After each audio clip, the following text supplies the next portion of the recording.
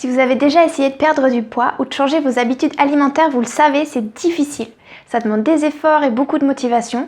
Et peut-être que vous essayez même depuis des années et que malgré vos différents régimes ou vos rééquilibrages alimentaires, le sport que vous vous imposez, vous continuez à faire le yo-yo. Oui, mais c'est peut-être parce qu'il y a dans votre cas d'autres leviers sur lesquels vous n'avez pas encore joué.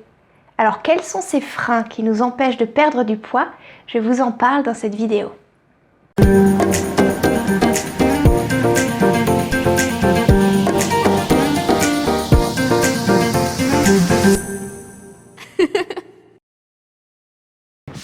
Je suis Marie, coach spécialisée en psychonutrition et créatrice du site Mental Minceur. J'aide les femmes à mieux comprendre leur comportement alimentaire et à retrouver une relation apaisée avec la nourriture. Si ce sujet t'intéresse, je t'invite à t'abonner à ma chaîne YouTube et à aller visiter mon blog, le lien est dans la description de cette vidéo. Je t'invite également à télécharger un cadeau gratuit, c'est un livre qui explique comment faire pour retrouver son poids de forme quand manger mieux et bouger plus ne suffisent pas et qui parle des leviers psychologiques derrière la perte de poids. Voilà, c'est gratuit, c'est cadeau, donc n'hésite pas, profites-en, le lien est dans la description. Vous connaissez sûrement l'équation magique, alimentation équilibrée plus activité physique égale santé, ou bien en ce qui nous concerne, manger mieux plus bouger plus égale minceur. Élémentaire mon cher Watson. Mais en vérité, c'est pas si simple, parce que si c'était si facile, soyons honnêtes, tout le monde arriverait à perdre du poids durablement et l'industrie des régimes n'aurait plus qu'à mettre la clé sous la porte. En plus de quoi pourrait bien nous parler la presse féminine si elle ne pouvait plus nous expliquer comment perdre du poids après les fêtes ou comment ne pas ressembler à une baleine dans son bikini. Alors on pourrait se demander, est-ce que ça vient du fait qu'on manque d'informations en matière de diététique et d'activité physique? Mais là encore, on est bien obligé de le constater, nous sommes relativement bien éduqués en la matière. Il y a tellement d'informations qui nous sont délivrées à propos de la nutrition et du sport. Il y a des ateliers de nutrition dans les écoles primaires. Quand on demande aux enfants ce qui est bon pour la santé et ce qu'il n'est pas, ils savent tout.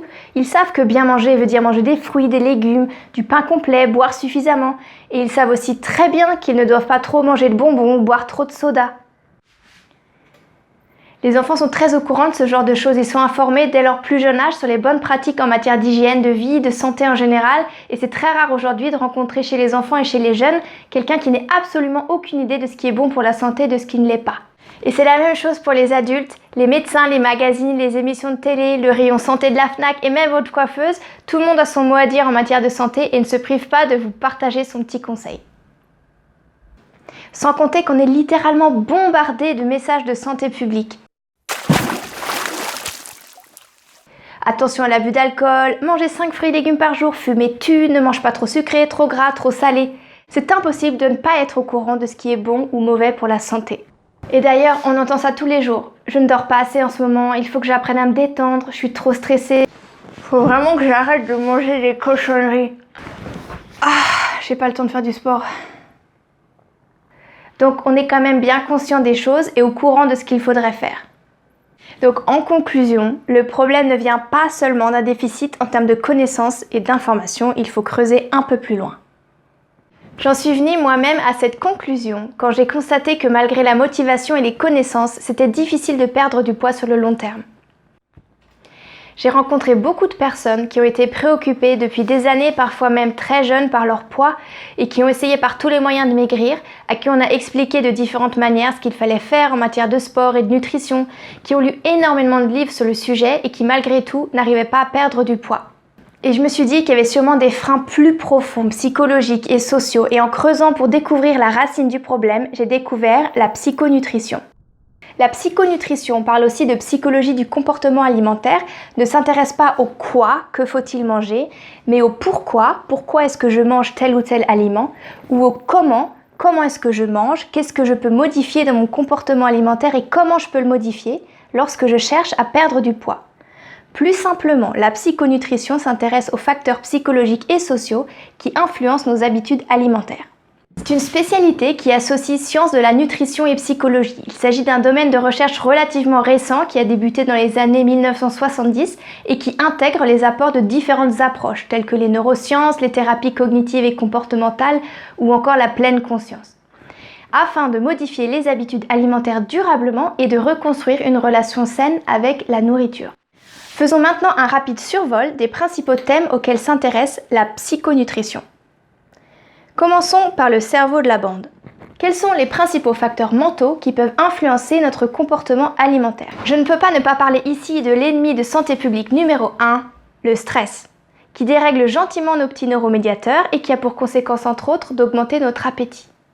Et puisqu'un malheur n'arrive jamais seul, il faut aussi parler de l'ennemi de santé publique numéro 2,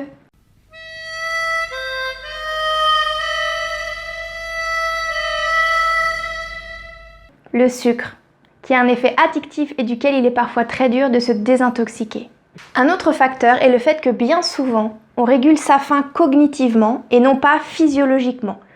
Je mange parce qu'on m'a dit de ne pas sauter le petit déjeuner, parce que c'est l'heure de ma pause de midi, parce que mon régime prévoit que je mange à 7 heures, ou bien parce que je n'arrive pas à refuser la part de gâteau que ma grand-mère a préparée spécialement pour moi ou qu'une collègue a apporté pour son anniversaire.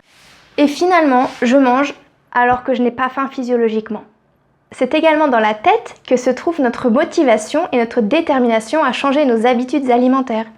Et cela marche un temps, mais malheureusement, ce contrôle cognitif est très vulnérable aux influences externes et aux émotions.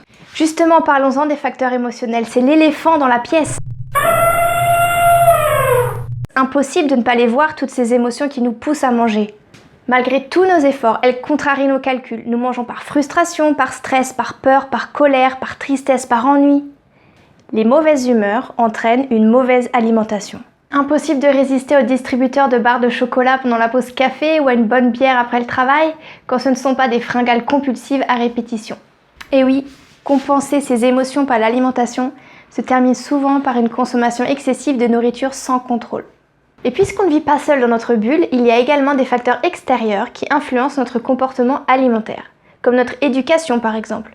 Est-ce que vous avez déjà été réconforté par un morceau de légumes quand vous étiez enfant? Ou bien est-ce que vous deviez systématiquement finir votre assiette même si vous n'aviez plus faim? Et bien sûr, notre société dans laquelle la nourriture est accessible partout et tout le temps, et où l'industrie du sucre règne en maître, n'aide pas non plus à nous encourager dans nos bonnes résolutions. La bonne nouvelle, c'est que maintenant, on comprend mieux pourquoi ce n'est pas suffisant de ne s'intéresser qu'à notre assiette et à nos baskets. Pour perdre du poids durablement, il faut aussi s'intéresser à ce qu'il se passe dans notre tête.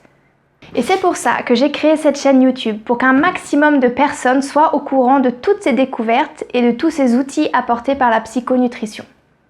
Quand on commence à être un peu sensibilisé à ce sujet, on commence à y faire plus attention dans notre quotidien. Et donc c'est pour ça que j'ai vraiment envie de vous transmettre toutes ces connaissances qui vont vous servir à devenir des mangeurs éclairés. Parce que vous mangerez en toute connaissance de cause en comprenant vraiment tous les ressorts psychologiques qui sont derrière votre comportement alimentaire. Et je suis sûre que si vous êtes une personne qui cherche à perdre du poids, avec tous ces éclairages, vous allez vraiment pouvoir le faire beaucoup plus facilement parce que vous n'allez pas le faire uniquement avec de la discipline et du contrôle, mais vous allez vraiment comprendre comment vous mangez et pourquoi, et vous allez vraiment savoir quoi faire.